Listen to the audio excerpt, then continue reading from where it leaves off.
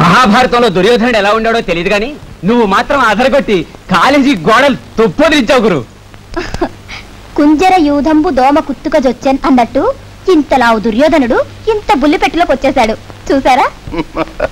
Madam, నీ బుల్లె పెట్టెలోకి ఆకారాల్ని తీసుకువెళ్ళగలవేమో కానీ ఆత్మల్ని మాత్రం తీసుకువెళ్ళలేవు. అబ్బో, వేదాంతం మాట్లాడుతున్నారే. మరి చూసి విలన్ వేషం వేశారే. విలనా? వాడెవడు? దుర్యోధనుడు విలనే కదా. No, never. అభిమానధనుడు, సుయోధనుడు. కొన్ని వేల సంవత్సరాల క్రితం ఈ దేశంలో పుట్టిన సామ్యవాది, సంస్కర్త. వంకాయం కాదు, ఆడదాని మీద పగబట్టిన వాడు వాడే మగాడండి. ప్రకృతికే గాని పగకు ఆడ మగ తేడా లేదు మేడం. రెచ్చగొట్టే స్త్రీని చూస్తే పురుషుడిలో పౌరుషం పెరుగుతుంది.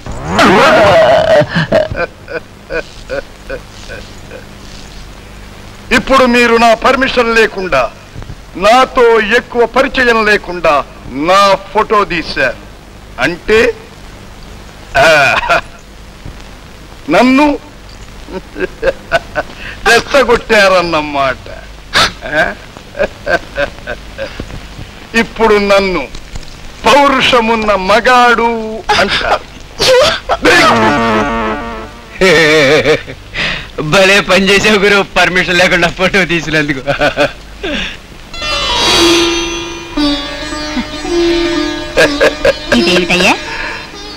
విద్యాపీఠం నీ కొడుకు ప్రతిభను గుర్తించి ఇచ్చిన బహుమతి అమ్మా.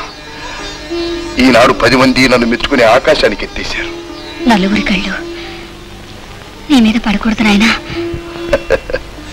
ఏమ్మా, నీ కొడుక్కి దృష్టి దోషం తగులుతుందని భయపడుతున్నావా? కాదు నాయనా, నువ్వు లోకాన్ని చూడు. ముందు ముందు ఆ లోకం నిన్ను చూస్తుంది. ఏమిటమ్మా, ఎప్పుడు చూచినా ఏదో మనసులో పెట్టుకుని మాట్లాడతావు. లోకాన్ని మేలుకొలిపే కోడిపుంజు పిల్లగా ఉన్నప్పుడే తన్నుకుపోవాలని చూస్తాయ్యా కథలు రాబందులు. నా భయం నాది. పద బాబు, వంచెద్దు కాని పద. ఈ వీడియో మీకు నచ్చినట్లయితే లైక్ చేయండి, షేర్ చేయండి. ఇలాంటి మరిన్ని సరికొత్త సినిమా వీడియోల కోసం ఛానల్ ని సబ్స్క్రైబ్ చేయండి.